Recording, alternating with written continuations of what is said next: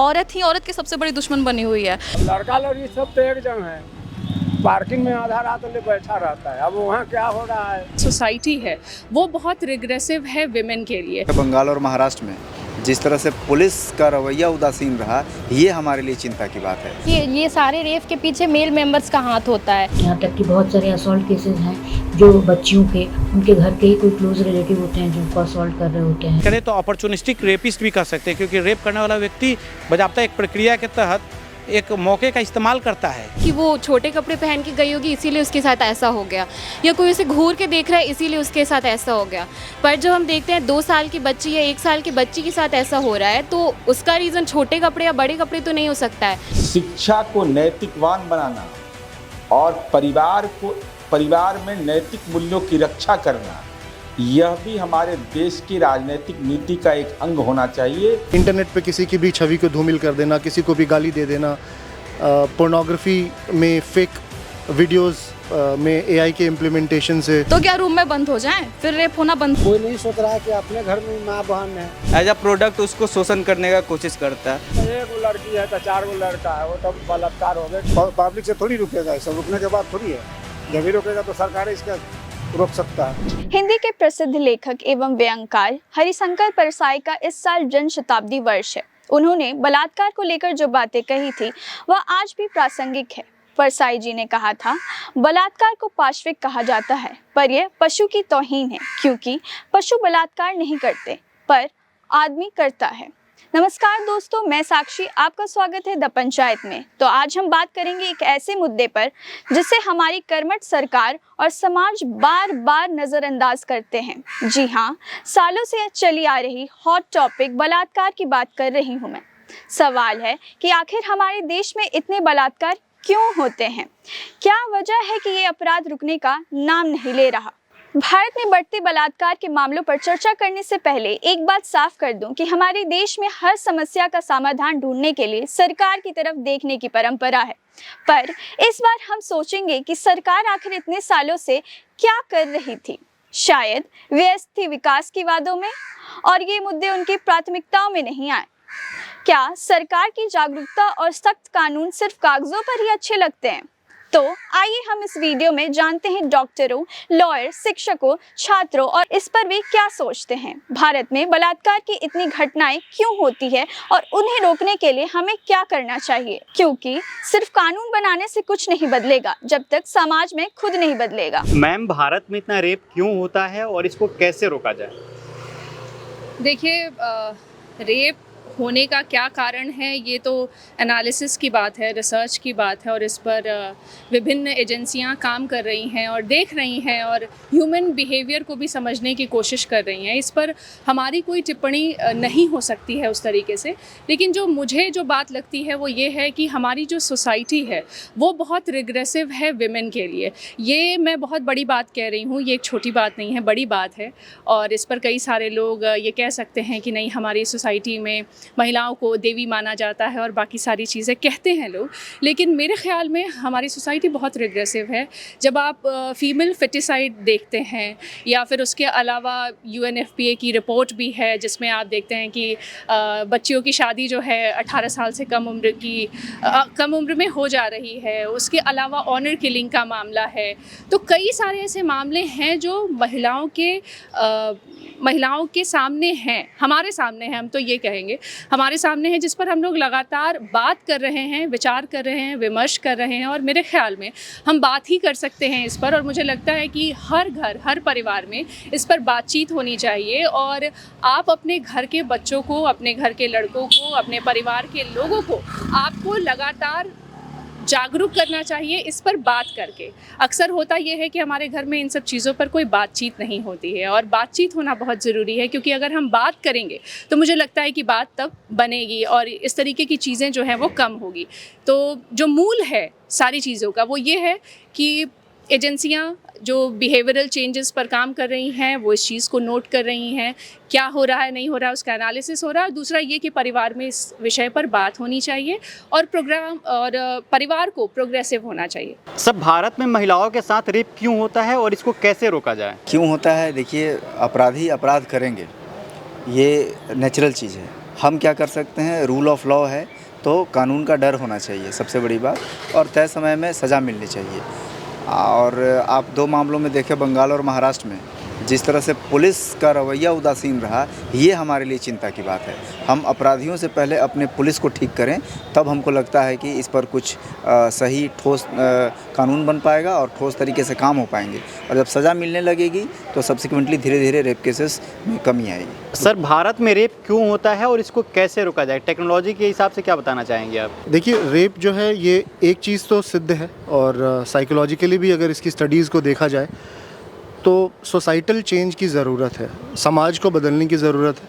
समाज में महिलाओं की दशा अच्छी नहीं है। हम जितनी भी अच्छी बात कर लें, महिलाओं के उत्थान के लिए जो भी प्रोजेक्ट्स और जो भी फैसले लें सरकारी तौर पे, सोशल लेवल पे समाज में इसकी अच्छी इम्प्लीमेंटेशन नहीं हो रही है, और इसका एग्ज़ाम्पल इन रेप केसेस में हमें नज़र आ रहा है। बिहार में एटलीस्ट ऑनलाइन FIR दर्ज करने की एक सिस्टम को बिल्ड करना बहुत ज़रूरी है। महिला थाना बनाया गया है, but women who are subject to these kinds of atrocities वो शायद आज भी रिपोर्ट नहीं कर रही हैं। तो उनको बल देने के लिए ऑनलाइन FIR सिस्टम स्पेसिफिकली इस चीज़ को ध्यान में रख के वुमेन के लिए बनाने की ज़रूरत है। एक तरह की एक ऐसी विंग बनाने की ज़रूरत है जो स्पेसिफिकली क्राइम अगेंस्ट वुमेन को डील करे, साइंटिफिकली टेक्नोलॉजिकली एडवांस हो और हर तरह की क्षमताएं उसके पास हों, और लीगल प्रोविजंस भी उनके लिए क्रिएट करने की ज़रूरत है। कुछ ऐसी टीम्स बनानी पड़ेंगी जो सोशल मीडिया पे महिलाओं के साथ जो उत्पीड़न डेली बेसिस पे हो रहा है, रेप के अलावा जो वर्चुअल रेप्स हो रहे हैं डेली, इंटरनेट पे किसी की भी छवि को धूमिल कर देना, किसी को भी गाली दे देना, पोर्नोग्राफी में फेक वीडियोस में AI के इम्प्लीमेंटेशन से उनके चरित्र का हनन करना, इस तरह की भी जो समस्याएं हैं इनको भी बहुत बड़े तौर पे हमें डील करने की ज़रूरत है।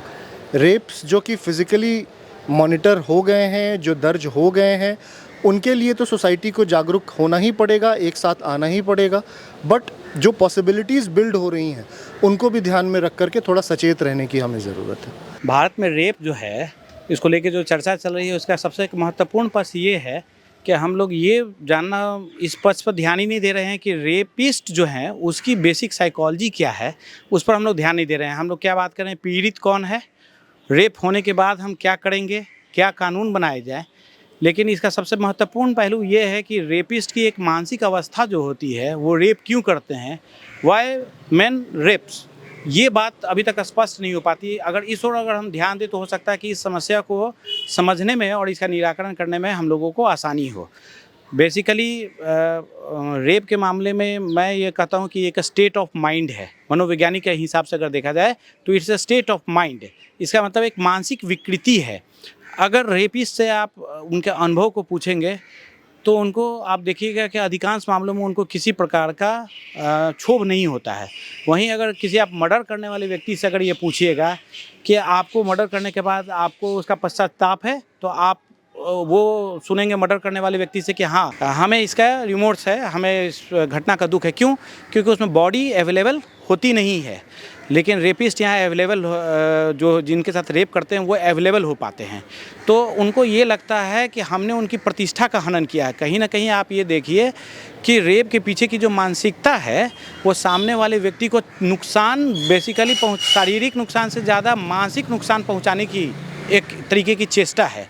तो अगर हम ये समझना चालू करें कि रेप करने वाला व्यक्ति जो है उसकी मानसिक विकृति जो है और किस तरीके से उस पर काबू किया जा सकता है, क्या उसके बायोलॉजिकल रीजन्स हैं, कल्चरल क्या रीजन्स है, सोसाइटी के क्या रीजन्स है जिसके वजह से वो रेप करने के लिए उसको मौका मिलता है और वो इस अपॉर्चुनिटी में रहता है। क्योंकि हम रेपिस्ट को अगर सेगमेंटाइज करें तो अपॉर्चुनिस्टिक रेपिस्ट भी कर सकते हैं, क्योंकि रेप करने वाला व्यक्ति बजाबता एक प्रक्रिया के तहत एक मौके का इस्तेमाल करता है, प्लान करता है कि हम रेप कैसे करें।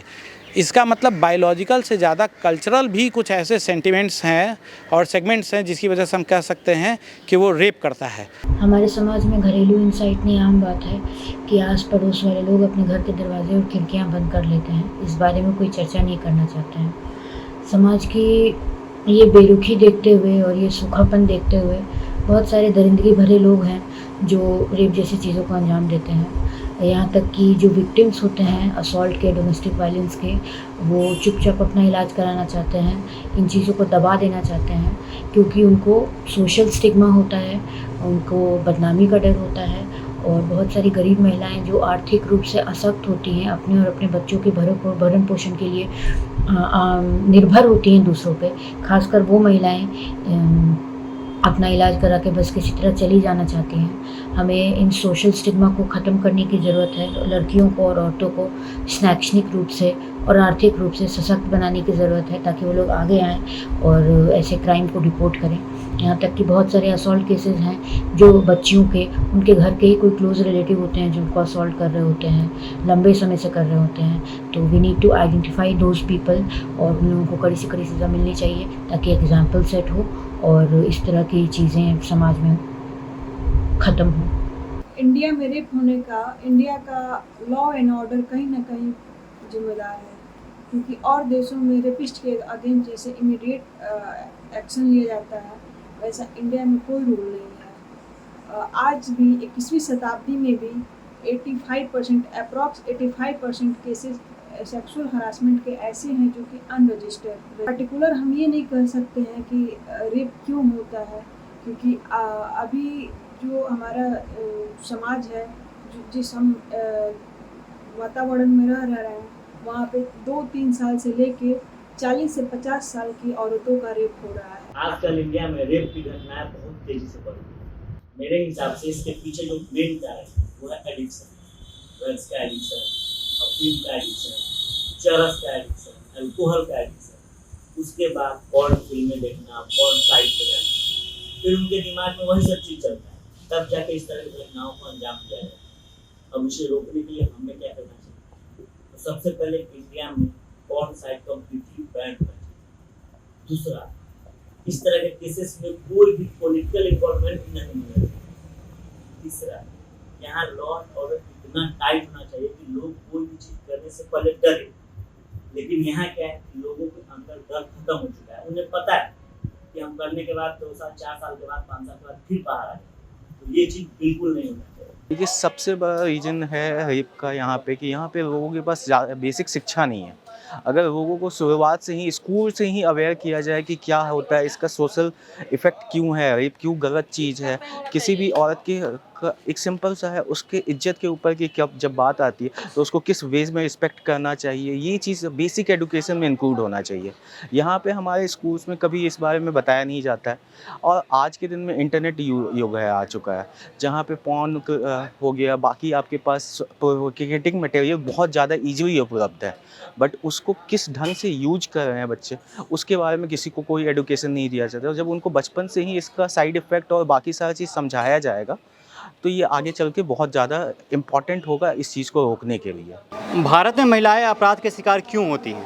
सबसे पहले तो ये जो रेप होता है हमारे कंट्री में, उसका मेन रीज़न है कि ये सारे रेप के पीछे मेल मेंबर्स का हाथ होता है, जो कि एक गलत सोच को बढ़ावा देते हैं हमारे सोसाइटी में। अगर इन्हें सज़ा नहीं दिया जाएगा टाइम पे, तो यही लोग आगे जा कर के क्राइम पे क्राइम करेंगे, जिसका मेन जो सस्पेक्ट होता है वो हमारी फीमेल मेंबर्स बनेंगी, जिन्हें कि हद कभी बाहर जाने से रोका जाता है। तो फिर कभी ऐसा होता है कि उनको कहीं भी अगर वो जाती हैं तो उनको परमिशन लेना पड़ता है अपने पेरेंट्स से। आखिर ये लड़कों के साथ क्यों नहीं होता है?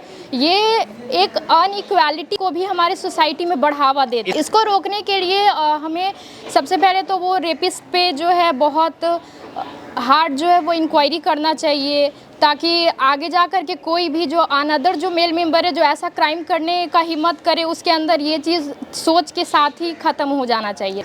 बेसिकली हम देखा जाए, जो रेप होता है वो हमारे सोसाइटी में जो स्टीरियोटाइप्स जो प्रचलन है उसकी वजह से हो रहा है, और फिर इसे रोक लगाने के लिए हम कॉन्स्टिट्यूशन में काफ़ी सारे इसके प्रावधान हैं, तो उसमें हम अमेंडमेंट्स कर सकते हैं।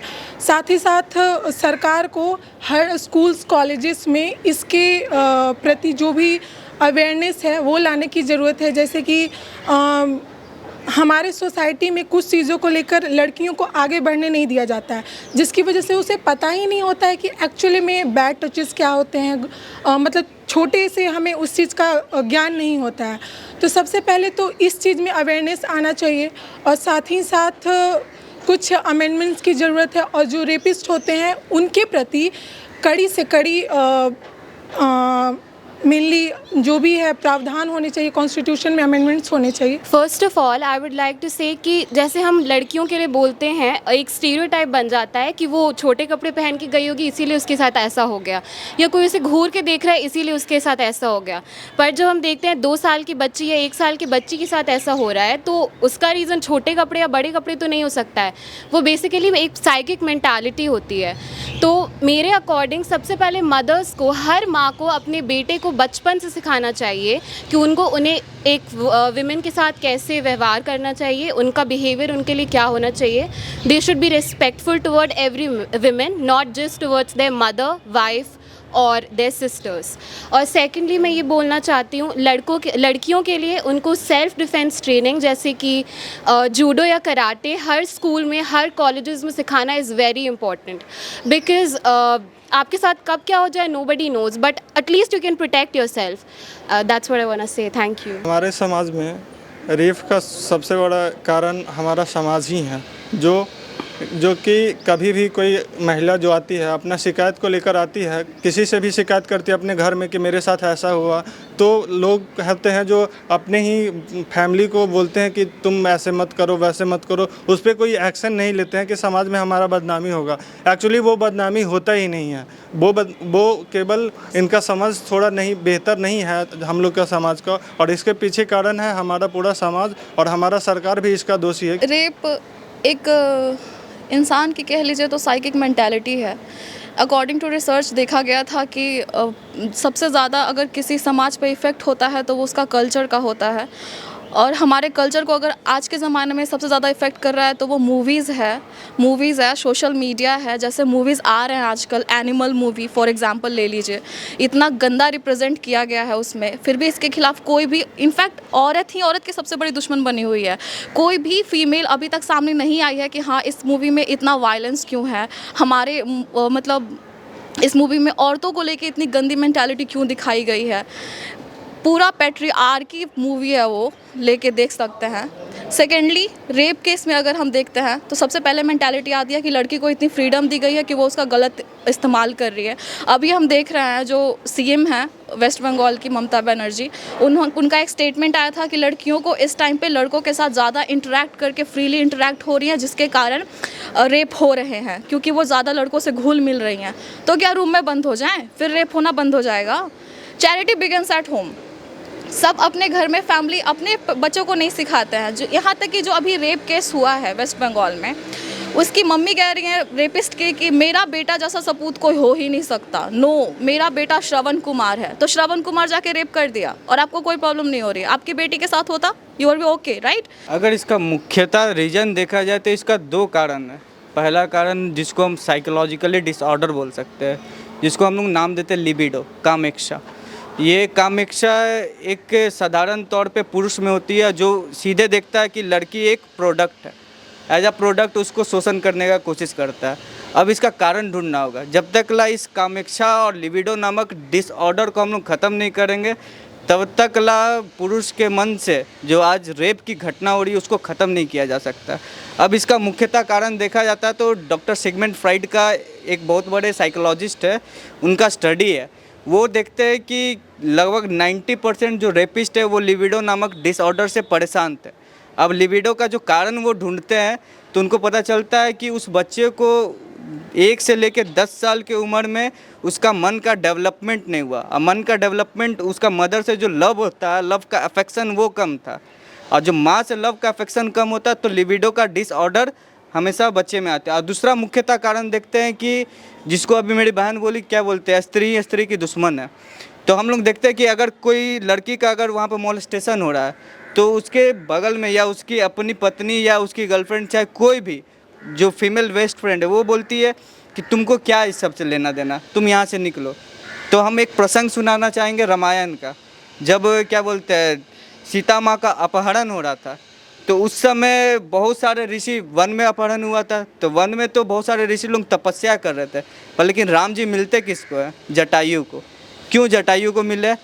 क्योंकि उन्होंने धर्म के लिए युद्ध किया, स्त्री के रक्षा के लिए युद्ध किया। जब स्त्री को रावण लेके जा रहा था तो उसके लिए जटायु लड़ पड़े और उसका वहाँ पे हत्या हो गया।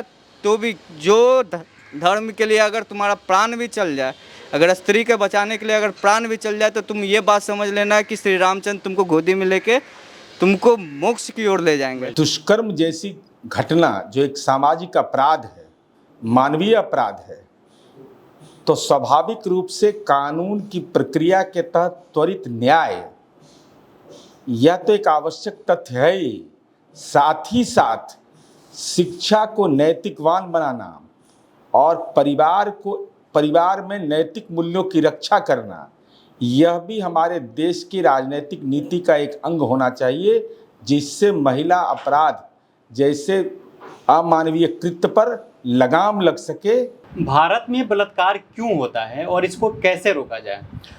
ये देखिए, रोकने का तो मैं बता सकता हूँ उपाय कि ये क्यों होता है। मुझे ऐसा लगता है कि जो समाज में एक कुरीति है कि अपने कोई पेरेंट्स जो है अपने बच्चों से खुल के इस सब चीज़ों पे बातें नहीं कर सकता है। तो मुझे लगता है कि अब समाज ये सब चीज़ों से उसको निकलना चाहिए, अपने बच्चों के साथ एक फ्रेंडशिप डेवलप करना चाहिए और अच्छे तरीके से तमाम चीज़ों पे उसको बातें करनी चाहिए अपने बच्चों से, बच्चियों से। तो मुझे लगता है कि इसकी वजह से एक अवेयरनेस आएगी और अवेयरनेस अगर होगा तो बलात्कार ज़रूर रोके जा सकते हैं। और जहाँ तक रही कि ये क्यों होता है, तो मुझे लगता है कि ये कुछ गलत संगतियों का असर होता है।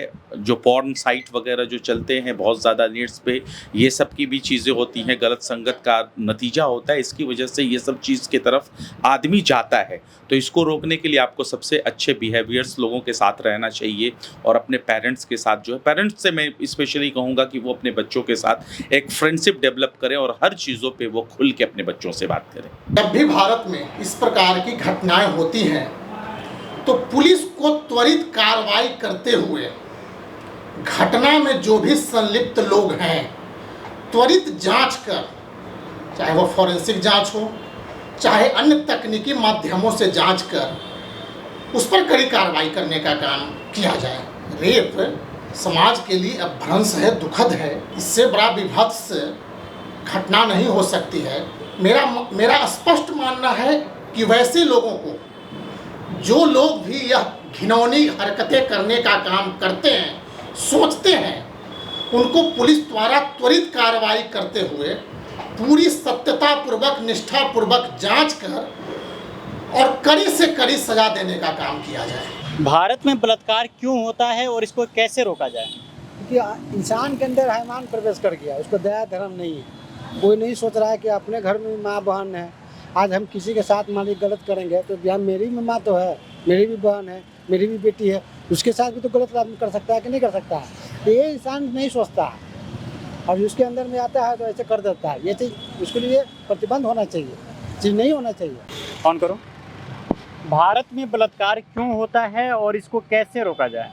रोका जाए, आप लोग रोक सकते हैं। होता है, बहुत गलत होता है, इसलिए कि माँ बहन बेटी पुतोह सबकी है। भारत में बलात्कार क्यों होता है और इसको कैसे रोका जाए? सर, अगर जो प्रशासन चालेगा तो कुछ भी नहीं हो सकता है। अगर जो प्रशासन जो चालेगा कि हमारा एरिया सुरक्षा रहे, हमारा बहू बेटी सब सुरक्षा रहे, तो कुछ भी नहीं हो सकता है। प्रशासन का लापरवाही की वजह से ये सब हो रहा है। बलात्कार क्यों होता है और इसको कैसे रोका जाए? जब भी रुकेगा तो सरकारें इसका रोक सकता है, पब्लिक से थोड़ी रुकेगा। इसका रुकने के बाद थोड़ी है, जब भी रुकेगा तो सरकारें इसका रोक सकता है। भारत में बलात्कार क्यों होता है और इसको कैसे रोका जाए? इसको कैसे रोका जाए? अब लड़का लड़की सब तो एक जन है, पार्किंग में आधा रात ले बैठा रहता है। अब वहाँ क्या हो रहा है, तो बाद आया तो एक लड़की है तो 4 लड़का है, वो तो बलात्कार होबे करेगा। क्योंकि सिर्फ कानून बनाने से कुछ नहीं बदलेगा जब तक समाज खुद नहीं बदलेगा। हमारी बच्चियों की सुरक्षा हमारी जिम्मेदारी है। जागरूक बने, सतर्क रहें। फिलहाल इस वीडियो में इतना ही। बने रहिए द पंचायत के साथ। हमारी एक छोटी सी प्रयास थी कुछ बेहतर करने की और दिखाने की। अगर आप हमारे चैनल पर नए हैं तो हमारे चैनल को सब्सक्राइब करें, वीडियो को लाइक, शेयर, कमेंट करें। धन्यवाद।